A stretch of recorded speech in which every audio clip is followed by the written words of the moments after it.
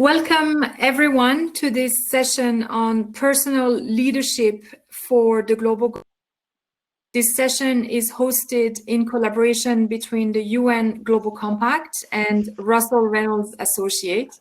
My name is Lila Karbasi. I'm the Chief of Programs at the UN Global Compact.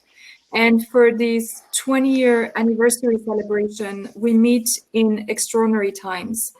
The need for genuine, values-driven leadership has never been greater. We are not on track to meet the 2030 Agenda for Sustainable Development, and the COVID-19 crisis is further exposing the fragile nature of our progress and fundamental weaknesses and inequalities in our global system. Given the times that we're in, I strongly believe that everyone who has a platform should speak out against systemic racism. We at the Global Compact do have a platform, and therefore our voices need to be heard, and we stand in full solidarity with all those who are facing racial injustice and discrimination. It is a topic that is front and central when it comes to personal leadership, and we are heartened by the many CEOs and leaders who are stepping up to condemn racism in all its manifestation and take action against racial injustice. Personal leadership on the SDGs is more than a matter of strategy. It is fundamentally about people. It's about people taking action on climate change, people addressing the massive inequalities that we face, and people raising ambition for a better future. Board and C-suite executives have a huge opportunity to make sustainability central to their organization's culture and leadership, and yet in only 4% of non-executive and senior executive appointments is sustainability experience a requirement. And so for that reason, the Global Compact and Russell Reynolds Associates set out a collaboration to shift this debate and answer an important question: how can sustainability become core to the DNA of leadership teams? And how can organizations value leaders who are able to think in multi-level systems, to be inclusive with their stakeholders, to apply disruptive innovation thinking, and have a long-term focus? So we'll hear more about these leadership qualities, and I'm very pleased to now introduce you to the moderator for this session, Curt Harrison. He's the managing director at Russell Reynolds, and he will take you through new insights from Leadership for the Decade of Action. This is a new collaboration and a publication from the Global Compact and Russell Reynolds. We will be joined by an exciting panel as well. And we hope to hear great insights and tips, particularly for the next generation leaders, and see what we can hear and learn from the outcomes of this collaboration. Thank you very much, and Curt, over to you. Thank you, Lila, for that kind introduction, and thank you to the UN Global Compact for giving us the opportunity to partner with you on this important event. My name is Curt Harrison, and I'm a partner based in New York with Russell Reynolds Associates, where I co-lead our global sustainability efforts. We all know that sustainability has been a topic of much debate for businesses around the world over the past few years. And the work of the United Nations Global Compact has been absolutely crucial in pushing it to the forefront. But we also know that there is a gap between discussion and real action. There is a gap between rhetoric and reality. Corporate commitment to sustainability is at an all-time high. 92% of CEOs polled by the UN Global Compact believe that sustainability will be important to the future success of their businesses. But simply believing is not enough. Less than half, only 48% of those same CEOs report that they are actually integrating sustainability into their operations. And their view of private sector participation more generally is actually quite pessimistic. Only 1 in 5 believe that business is playing a critical role today in achieving the Sustainable Development Goals, or SDGs. This is the decade of action, and we still have the opportunity to change the world, reduce global emissions and inequality, and achieve the SDGs by 2030, as Leila mentioned. But to do so, it will require business to close this gap between rhetoric and reality. At Russell Reynolds Associates, our mission is to improve the way the world is led. Every year, we place thousands of leaders into C-suite and board positions, and we know that the values and experiences which organizations emphasize or require when selecting new leaders have massive long-term consequences for organizational strategy and culture. We wanted to understand to what degree is sustainability a factor in the decisions organizations make about who to appoint to their leadership teams. We analyzed nearly 4,000 executive and board position specifications. So these are effectively the job descriptions for the C-suite and board director searches that we have led. And in doing so, we found that only 15% of those position specifications actually make any clear reference to sustainability. Now, the key question is, where in the position specification are these references actually made? Do they simply describe the company, or do they actually incorporate sustainability into the responsibilities of the role and the experiential requirements to get the job? Unfortunately, the answer is no. In only 4% of these position specifications was sustainability experience or mindset an actual requirement. So businesses are doing a great job of talking about sustainability when they describe their company, but they are falling far short in driving decisions about which leaders to hire based upon sustainability metrics. So if we're going to make tangible progress toward the SDGs, it will require transformational business leadership and transformational business leaders. As we all know, change starts at the top. Together with the United Nations Global Compact, we set about to answer an important question. How do we make sustainability core to the DNA of leadership teams? We know that there are CEO and board leaders out there who have made considerable progress integrating sustainability into their business strategy. And our two panelists, which we'll introduce in a few minutes, are two shining examples of that. And so we embarked on a brand new and proprietary research project to study 55 of these sustainability pioneers. Now, these C-suite and board pioneers were drawn from a wide range of businesses across industries and geographies. And we're happy to note that 1/3 of them were women. They came predominantly from EMEA and North America and from a wide variety of industries. Our analysis was designed to identify their differentiating characteristics, their motivations, competencies, and actions that could serve as markers, identifying them as sustainability-minded leaders. And by understanding what differentiates these sustainable leaders, we can apply this knowledge to better equip organizations to identify, enable, and develop the sustainable leaders of tomorrow. Now, these pioneering leaders were, without exception, people at the very top of their industries and their organizations. They were already very successful, but it's what they did beyond that which provides valuable lessons.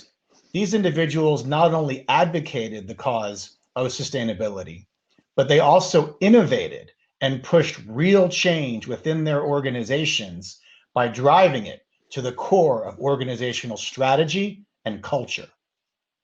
Now, before we turn to reveal what it is that differentiates these leaders, it's helpful to first look at their journey to sustainability. What is it that motivated them to engage so deeply? As we analyzed these conversations with sustainability leaders, a pattern began to emerge. These leaders can be broadly categorized into three groups based upon their motivations and their journeys. First, the born believers, those who described a passion for the environment or for social issues as having been fostered from a very early age. Second, the convinced, those who described an increased understanding of the strategic importance of sustainability as they grew and evolved in their careers. And finally, the awoken, those who described a pivotal moment of realization prompted by some major event or experience. Now, it would be easy to assume that most of these leaders are born believers, and many of them are. As you can see, just under half. But nearly as many have come to this over the course of their careers. They are the convinced, while the remainder have been awoken to it quite suddenly and later in their lives and in their careers. Now, why does this matter? It matters for two reasons. First, it tells us that there are likely more sustainable leaders out there than you might think. And secondly, it tells us that we have the opportunity to shape and grow more sustainable leaders within our ranks. And the backgrounds of these leaders provide very helpful insights into how you might think about doing that. So we compared the career experiences of our pioneering leaders that are currently in CEO roles to a control group of sitting CEOs from Fortune 500 companies that perform poorly on sustainability matrix. When we looked at their career experiences, we found that they were 3 times more likely to have worked on 2 or more continents than their non-sustainable peers. We also found that 1 out of 3 of the sustainable CEOs who came from the North had spent time working in the global South, as compared to only 1 in 10 of their non-sustainable peers.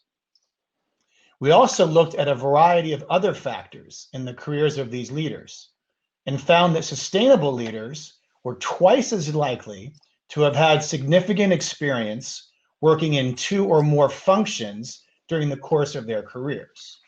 The leaders we spoke with highlighted the benefits they had gotten from seeing their businesses from different vantage points. So we've discussed the journey to sustainability of these leaders, both in terms of their motivation and in terms of their experience. But what is it that sustainable leaders do differently? What are the capabilities that make a leader a sustainable leader? Sustainable leaders combine a sustainable mindset with 4 differentiating leadership attributes. A sustainable mindset is the purpose-driven belief that business is not purely a commercial activity that is divorced from the wider societal and environmental context within which it operates. And there are 4 key attributes that describe this mindset. First, multi-level systems thinking. Sustainable leaders go beyond a deep understanding of their own organizational system and incorporate their businesses directly into the broader economic, societal, and environmental systems around them. They drive targeted decisions and actions that turn sustainability into a competitive advantage. Second, stakeholder inclusion. Sustainable leaders don't manage stakeholders, they include them. They actively seek to understand a wide range of points of view in order to drive decision-making and value creation with all of their stakeholders in mind. Third, disruptive innovation.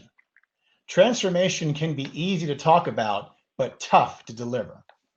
Sustainable leaders are willing to disrupt their own businesses and industries. They actively challenge why things can't be done differently.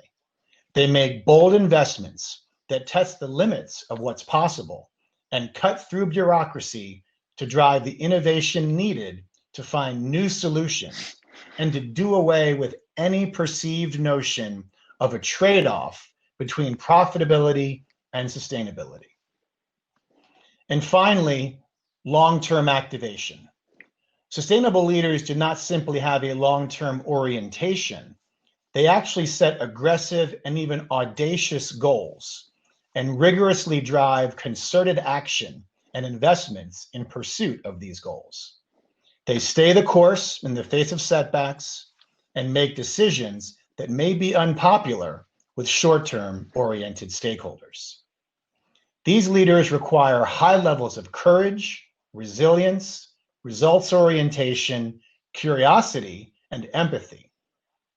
This model of the sustainable leader provides a critical blueprint for organizations as they take up the imperative of identifying, selecting, and developing the sustainable leaders of tomorrow. In order for CEOs and board members to effectively drive the transformation needed to integrate sustainability into business strategy and operations, they must first embed it in the leadership culture of their organizations. To do this, organizations must make it clear that a sustainable mindset and those 4 leadership attributes, so multi-level systems thinking, stakeholder inclusion, disruptive innovation, and long-term activation, are all requirements to be considered a senior leader in their organization. The best organizations are taking concerted steps to embed sustainability into the frameworks and processes that drive how leaders are selected, promoted, rewarded, and developed.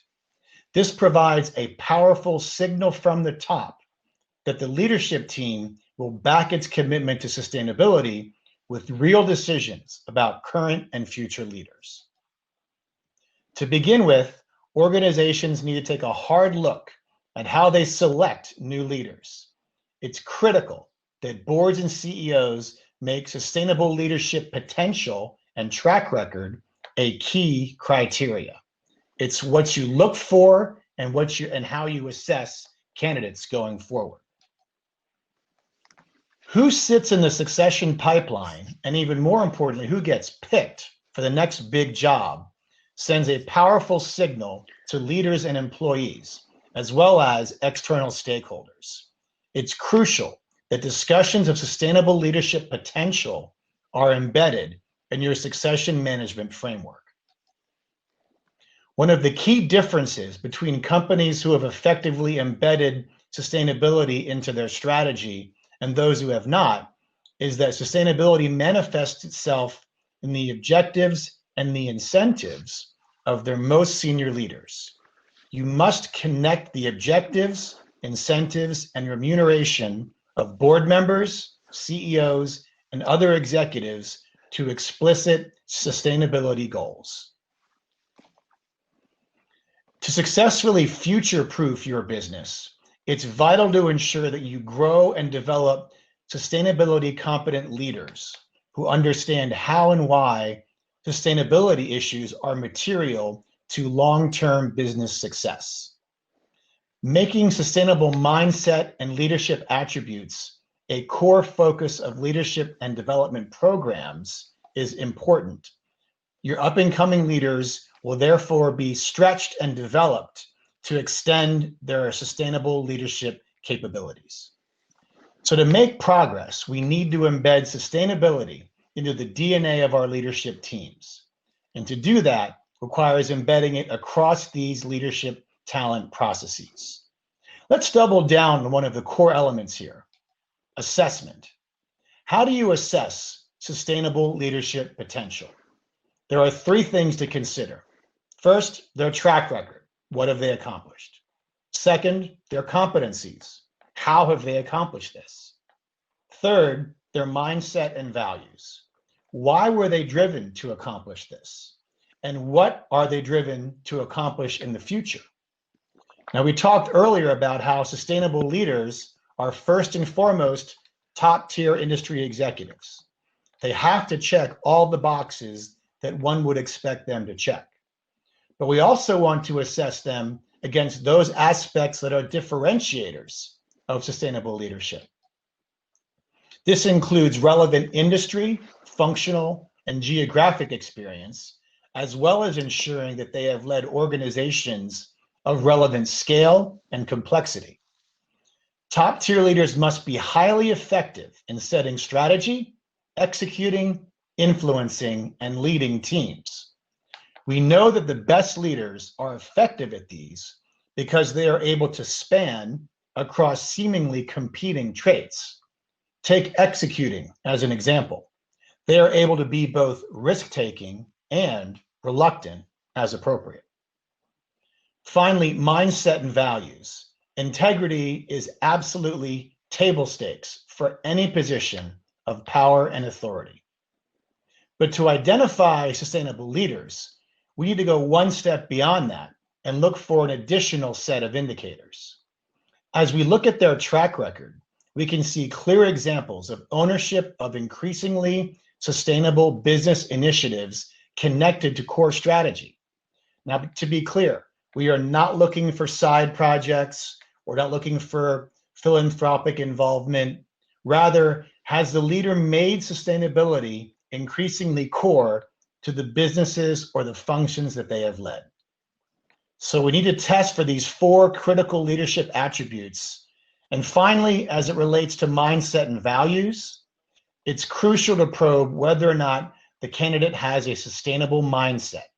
Do they truly believe that business needs to be both profitable and sustainable? Now, it goes without saying, but a trained interviewer is not going to ask them outright about this, but rather use questions about their experience and perspective on the industry to more subtly probe their mindset. For example, you can ask, what is your vision for your current business and industry? How should business define and measure its success?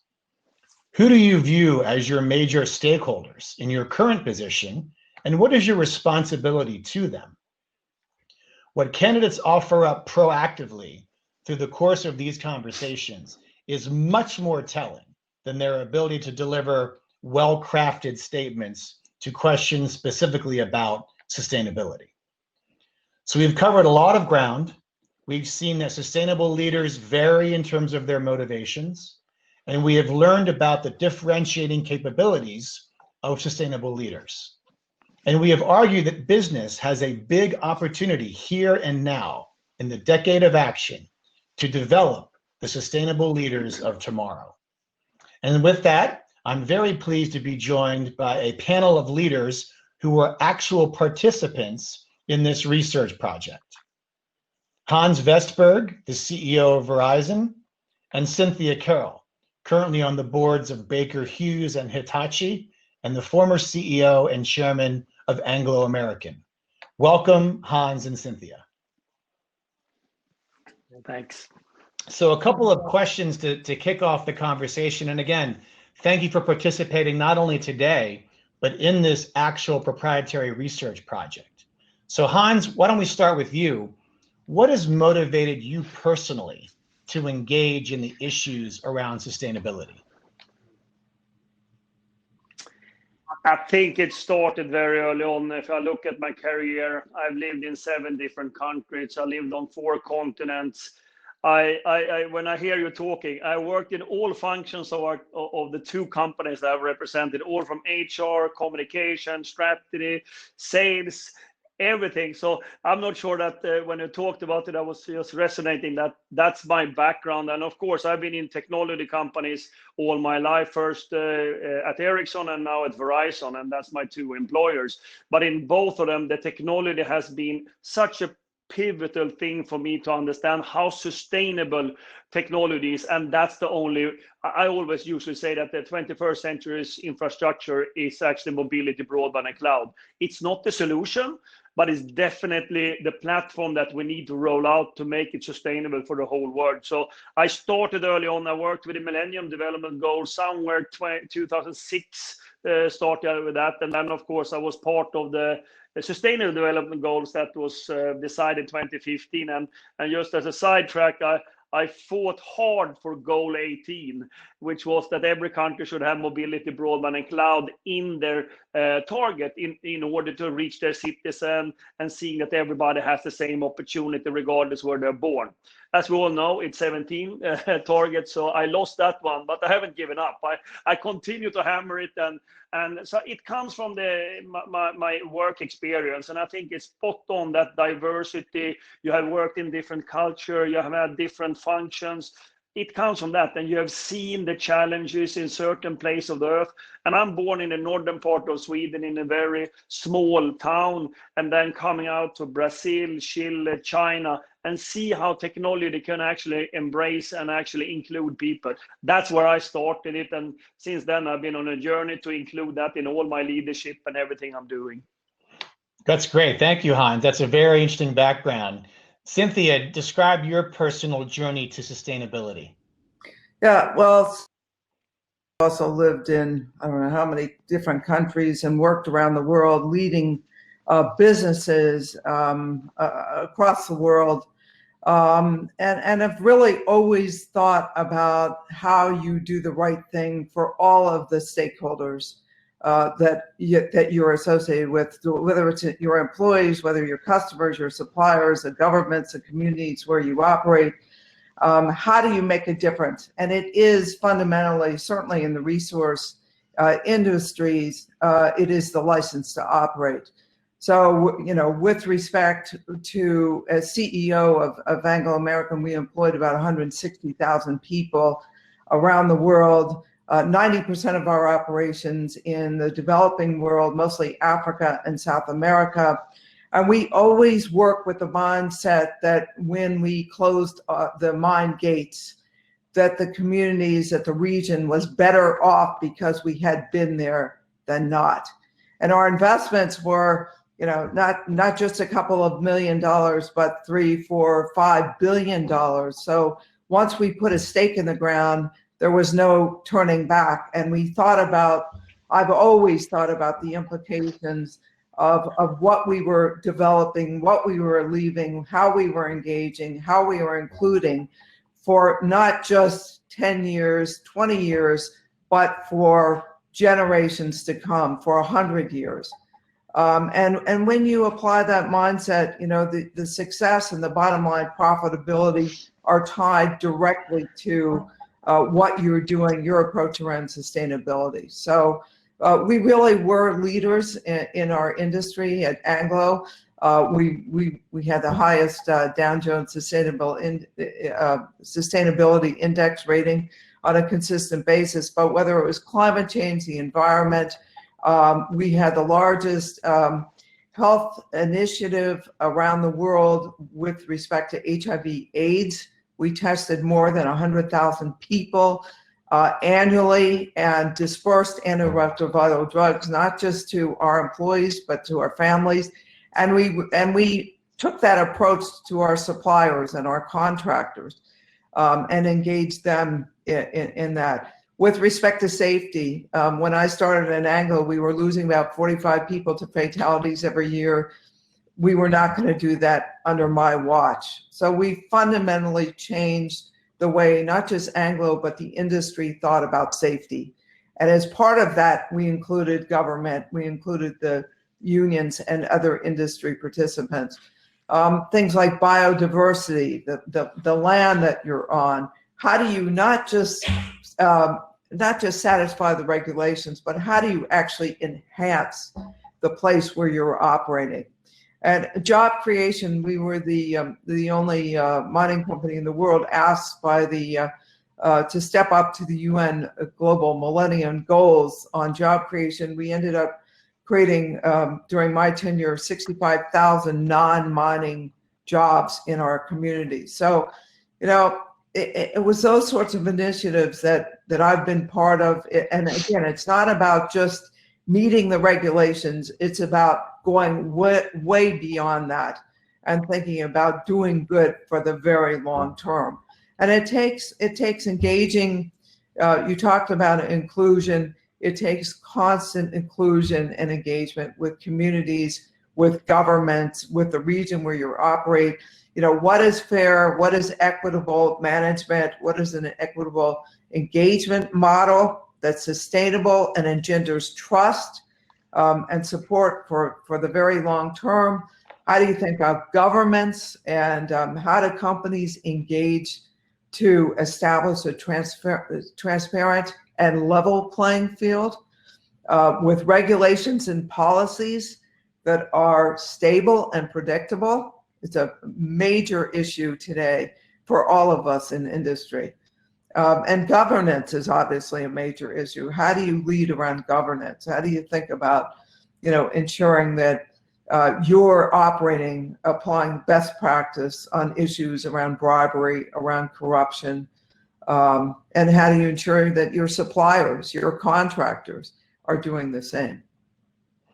Yeah, that's very well stated, and I think clearly both Hans and Cynthia are shining examples of some of our research findings that the best-in-class global leaders are in fact global citizens with multiple perspectives and geographies and backgrounds. So thank you both for sharing that. We talked within our leadership framework about identifying some of the key markers, if you will, that would indicate someone could potentially be or become a sustainable leader of the future. Cynthia, in your experience, have there been any sort of identifying markers that you've seen exhibited that point in your mind that this person is or could be a sustainable leader? Yeah, I think it's an excellent question. I would say, first of all, wherever I was, I've worked to embed sustainability as part of our value system. And, you talked about objectives, you talked about remuneration. I've always done that. I've always made sure that the organization, everybody up and down the line, all the way down to the operators, was thinking about sustainability. And even at Anglo, our tagline that we developed was real mining, real people, real difference. So again, trying to get everybody to be an ambassador and to drive sustainability in line with our profitability. So to your question, I think, Hans and I have had global experiences. You do have to have a global mindset. You have to have worked with multiple cultures, and you talk about the Southern Hemisphere, very, very important. I think, consider, you have to be flexible, you have to be open-minded, you have to be able to consider different perspectives, different dimensions. I think you have to take a long-term mindset, as you've highlighted, and it's part of your goal setting. And I think you have to be creative and innovative. So, it's not just about delivering to the bottom line in an operation or whatever the business unit is. It's really about engagement and coming up with innovative solutions as a partner with your customers and with your suppliers. And really, very importantly, to be inclusive, to be able to reach out, to be able to listen, to be able to have an open dialogue with the stakeholders is absolutely key. And one thing I would also highlight that you mentioned in your presentation, Curt, and that is the board of directors. You've got to get the board of directors on board with what the issues are and get them engaged. And sometimes that means bringing NGOs or bringing government officials to the board table, or it means taking those boards to respective locations. Hans, are there things that you've seen in your experience that would point to someone evolving into a sustainable leader, or, to Cynthia's last point, a sustainable board director? Yeah, I think so. I mean, historically, and I think at least the last 10, 15 years, and practically when I interview people I for either director or for being in my executive team, I mean, the CV is already done. I mean, you don't look at it. I always spend all the time on the background, the experience, values. That's the best way to do it. I mean, I don't per se look for, hey, I need a person has worked with sustainability for all their life or something. But I look around at people that are diverse, that come into the team or to the board, and then they reflect the full sort of range of what you need in a company. So that's how I do it. So I think that practically, I usually have in all my interviews, just start telling me about your background, your experience, where you're born, where your family, where do you come from, the values. That has, for me at least, turned out to see that those people usually are adding a lot to the overall. And then, of course, if you find 10 people like me, you don't hire them. You hire people that are very different than me. That's sort of the first lesson in management in the leadership team. So I think it's more practical and like that. And then, of course, the more important for me, if you do that right, then you put the framework in, how you measure, how you set targets, and everything you do is based on 4 stakeholders. In Verizon, for example, it's always employees, it's always customers, it's shareholder, and society. And we have targets for all of them. Every meeting we have, we think about all 4 of them. So you can set the tone, but you need experienced and diverse people around you to be able to grasp it and actually execute on it. But in today's world, I mean, I can go back 10, 15 years. In today's world, a company like ours, they respond extremely fast, all the employees, everyone, because they want to understand how we drive stakeholder management. And not saying that we shouldn't care about shareholders. They are extremely important, because if I make money, I can continue to invest, and this is part of the strategy. But I have to say, the last 4 or 5 years has been extremely rewarding when you do stakeholder management and actually do all of them. The response from organization, the sort of the motivation and empowerment in organization goes up dramatically. And then, of course, you work with many other stakeholders. So that's sort of how I see that sustainability sort of leadership that you need. Yeah. Well, I mean, it's clear that you both have a passion for this, and I want to bring up one screen here. So, Hans and Cynthia, are you born believers? Are you convinced, or are you woke? Hans? As I was born in a small city in the northern part of Sweden, I don't think I was a born believer when I started. I have to be honest with that. I definitely have learned it through a journey through the word, and met a lot of fantastic people, and worked with the UN for many, many years. I mean, I'm on the board of the UN Foundation. I worked with SDGs and MDGs. I think that's the part where I am. So I'm definitely the convinced, I guess, in your theory here. Cynthia? Yeah, I would be in the same camp as Hans. I'm not sure that I was born, maybe, but I've seen so much. I mean, I've been exposed to, whether it's working in the Amazon region of Brazil, or in the Northern Territory of Australia, working with the indigenous people there, in Southern Africa and South Africa, Botswana, Namibia. I guess I've seen a lot, and over time you really work towards best practice. And you gain a sense, maybe an innate sense of really what works and what doesn't work, and how to do things best in class. And that's what I've always worked towards. Yeah. So, in that vein, what advice would you give to other business leaders who might be on the call today or participating today, who are struggling to gain internal buy-in around the importance of sustainability? How do you engender that buy-in? How do you change the mindset?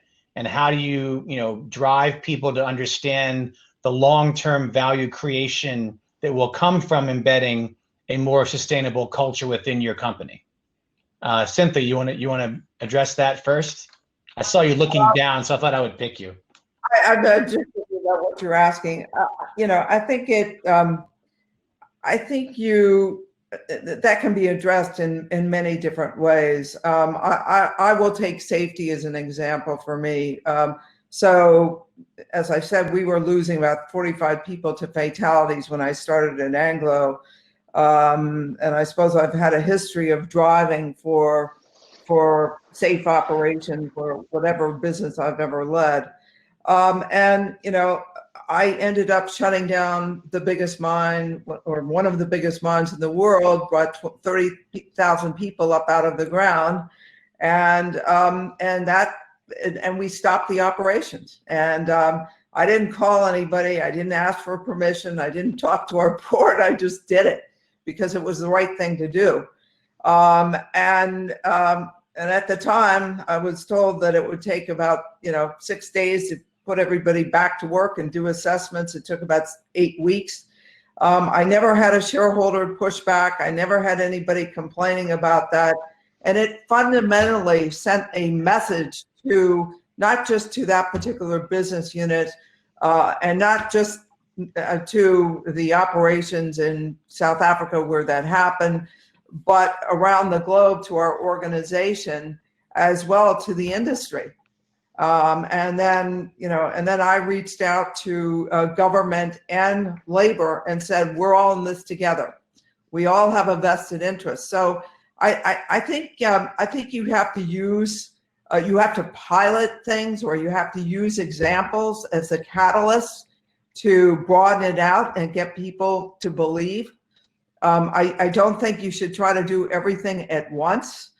And so that's, in my experience, that's the best approach. So, but I still have, as I said earlier, I still have always embedded in our organization's objectives that are way beyond what is required us to do. And everybody is remunerated based on that, both personal and organizational.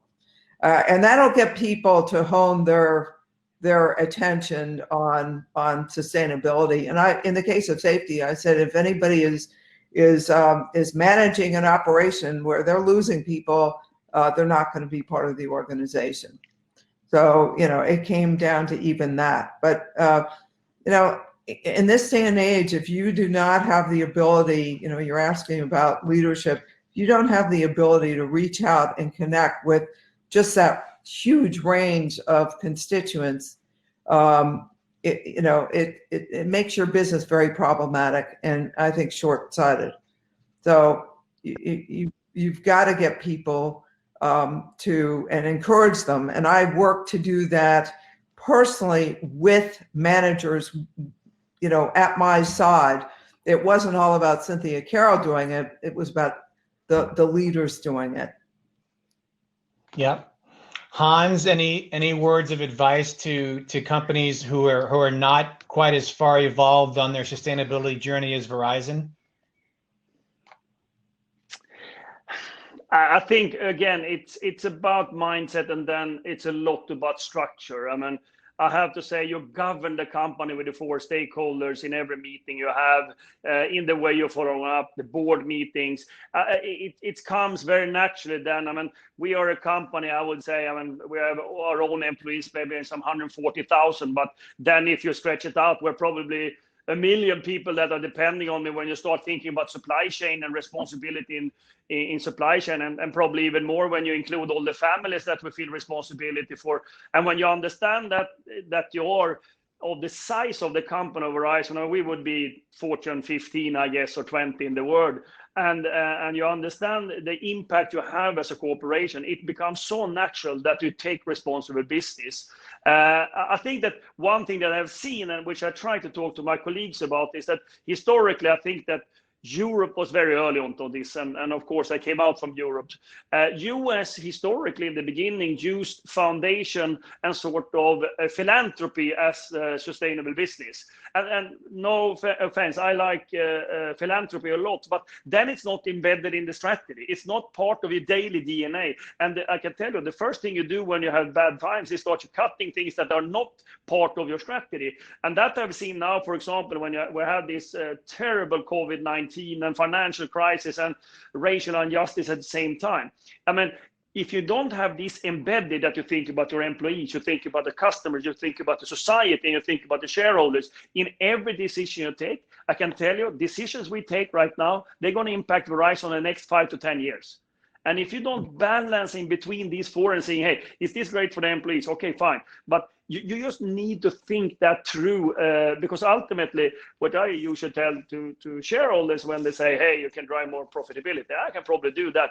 I can reduce the salary for all my employees. It go very fast. When they are not connected to my purpose, they don't dislike the employer, they are not delivering to my customers, that goes very fast over. If you do the same analogy for sustainability, it's the same thing. And I think that they need to understand that these four are hanging together in an ecosystem that you cannot compromise on. You need to do them all at the same time. It's not either or, and that's the best and holistic company. And remember the Edelman report, I mean, the 100 largest organization in the world, I don't remember, 70% are corporations. And we definitely are among them. If I don't take the responsibility, who's going to take responsibility globally then? I don't know. So for me, it's obvious, and I can tell you my team and my company is definitely there. Can we do better? Yes. Can we do more? Yes. But we have definitely our mindset. It's almost like a North Star where you keep working toward it endlessly. You may never actually get there, but you have to keep striving every day. So that's really helpful. Hans, you mentioned the COVID-19 pandemic. How has Verizon's strategy and even sustainability strategy evolved over the past 3 months from where it was back in January or February? Quite a lot. I mean, we started with which are our priorities in this time. Number one, the safety and health of our employees. And of course, I had 120,000 people working from home, but I had probably 25,000 people that actually need to go out into premises, in hospitals, and connect the broadband and things like that. And then say health and safety is the number one. Number two is keeping the networks up. I mean, this country, for example, US, enormous growth when it comes to usage of the network. So that was second. And thirdly was actually to be responsible in our society. And the fourth one, do very innovative business decision at the same time. So that's how we cater it all. We have extended our pay leave and a lot of things during this time, hazard pay for our employees coming out. You do the right thing right now, and it's going to have a long-term impact. Some of them might not be the best for short term. We have something called Keep America Connected. We don't disconnect any consumer nor any small and medium businesses in this time. Where should they go if they don't have no business and don't pay to anybody else? If we disconnect the second most important infrastructure in the country right now, and hospital, I have to say, is the most important. If you then take away that can communicate with friends, family, or make you doing the business. So you just come back to the right decision. Maybe not the best one short term if you are going for financials, but long term, this is going to be our customers for many years. This is going to be our employees that's going to love us over time. That's why we took those decisions. So enormously different. The second thing I did, I decided the first week of COVID-19 that I'm going to communicate every day with my employees live. I've done that for 14 weeks every day. Nowadays, I only do it twice a week. I did it 5 days because they're tired of it. But viewership has been somewhere between 40 to 100,000 employees every day at noon looking at the live webcast. And it's not because I know everything, but at least I can tell them what I know and what I not know in a time of uncertainty. So yes, change a lot, but everything is grounded in the four stakeholders and our purpose for the company. So that doesn't change. It's just reinforced in this time of COVID-19. That's great, Hans. Great insights there. Cynthia, as you sit on your boards, Baker Hughes, Hitachi, how did you partner with management in helping management decide upon COVID-19 strategy and beyond? How have those strategies changed, and how has the board's interaction with management changed? First of all, I have to say impressed with Hans's stamina. That's really something, Hans. Congratulations to you. Yeah. I think we all need to remind ourselves and remind the executives that we have to prepare and plan the future off of this new normal base. We have to act faster. We have to use this environment to learn and to grow. We have to be much more agile and flexible and adaptable. I think, and leaders like Hans need to lead from the front and be bold and be courageous and be inclusive. And it means inclusive, stretching out to Hans's, he's got 120,000 employees, and Hitachi, we've got 325,000. I mean, it is really a challenge to have people so far spread out and keep them connected and engaged. And Hans is a fantastic example of somebody who is leading from the front. I think that we need to think about our costs as in our businesses on a much more variable basis, so that you can adjust them in line with external markets as opposed to disruptive restructuring, which we've seen so much in the past.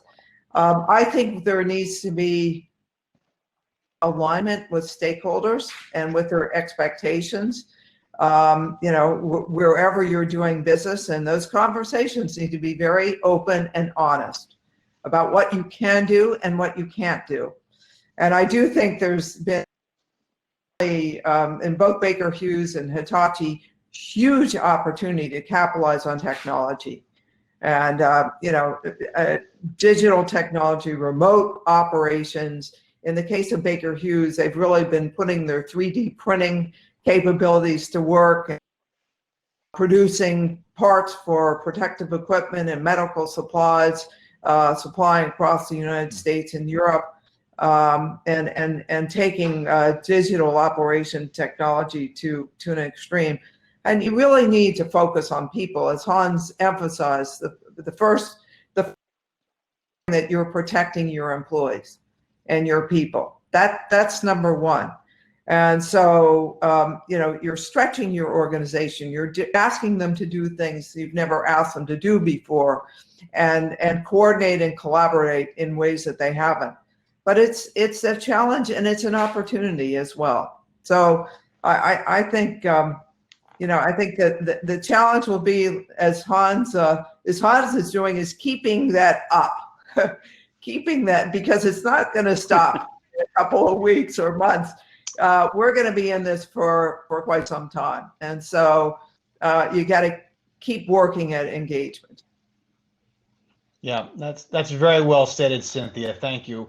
One more question, and then I'll let Leela sort of summarize it up. But if there was a question that you would want me to ask you that would best set you up to convey the message you would most likely want to share with this group, so the question that I haven't answered or the point you haven't made, what would that question be to convey both your own personal and your organization's commitment to sustainability going forward?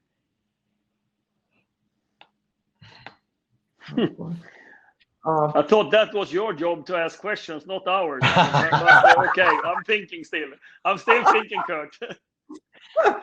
Well, go back to when you became convinced, and what made you convinced, and how would you like to share that with this group? Okay, so ask me about my experience in Africa. So tell us about your experience in Africa, Hans. Okay, so somewhere 2008 or 9, I don't really remember. I was in Africa, and we were in a rural village, and we had, by then, Ericsson also owned, Sony Ericsson, so we had mobile phones, and we had given all the healthcare workers a mobile phone and an app where they can basically go around and looking in the villages if a disease has spread, etc. And of course, with remarkable result, because the actions could be taken straight into the right village, instead of have no idea when these rural villages, these people got sick, etc. And of course, I came back from that, and I was so enlightened that technology will actually mean that doesn't really matter where you're born or where you come from. You should have the same opportunity if you get connected. So I came from that, and I went to Davos, I think, and I tried to host a panel talking about how exciting it was to connect and see that people get included and equality and all of that. And I remember that I didn't end up in the main stage, I can tell you. I was very far away and not that interested in people. But 10 years later or 15 years later, this year at Davos, I have to say all corporate leaders are embracing it and seeing the opportunity to actually doing this world a better place. So I think fast forward, that was my moment.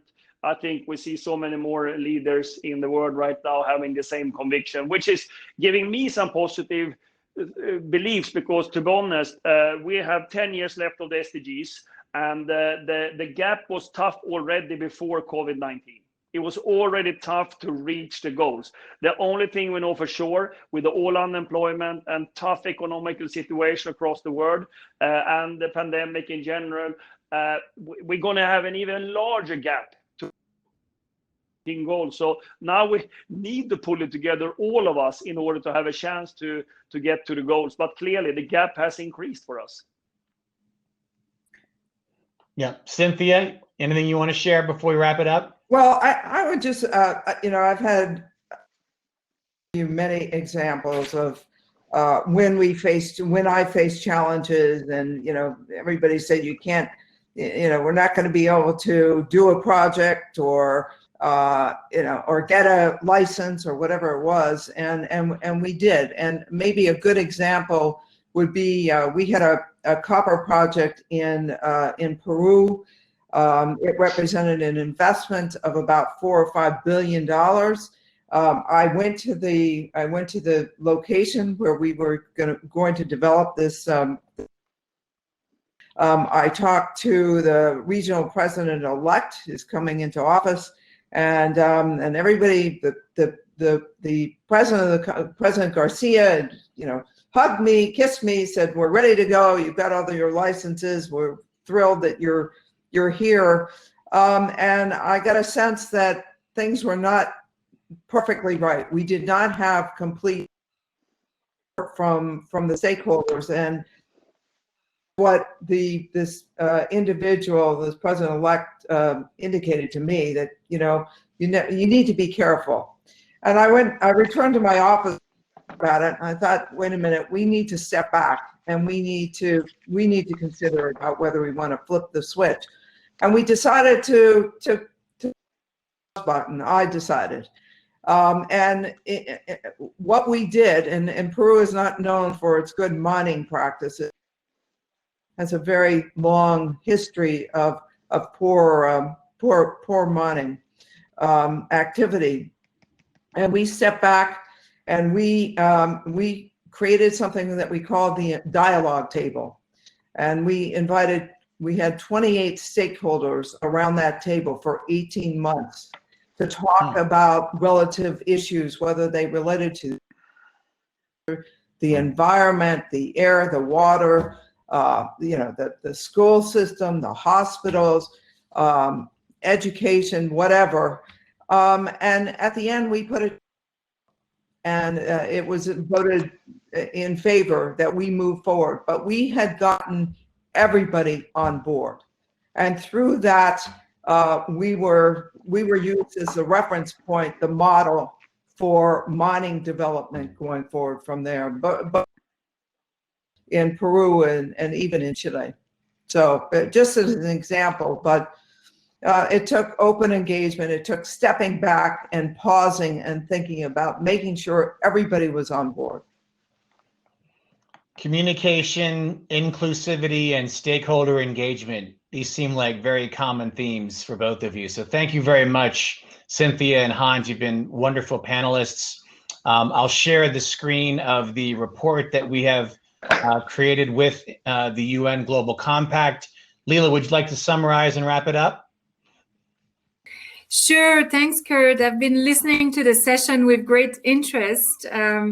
And I think the stories that you have shared, Cynthia and Hans, they illustrate perfectly what is in this new framework that the UN Global Compact and Russell Reynolds are putting forward. It's very timely to have such a framework because we're going to embark on a very important phase of rebuilding the economy in a way that is more inclusive and more fair. And it does indeed take courage to lead towards change. Particularly, my thoughts are around the issue of climate change, which is actually not going away. And it's going to take a lot of courage and a lot of leadership skills to build on the progress that we've made so far in fighting the issue of climate change and getting towards a safe level of warming. So I would like to also thank you, Curt, for the excellent moderation of the session, and thank all of the viewers. You can find the report on the chat here on our website, on Russell Reynolds' website. We look forward to engaging with you, and stay safe, everyone. Thank you very much for your attention. Bye. Thank you. Thank you. Take care. Bye-bye.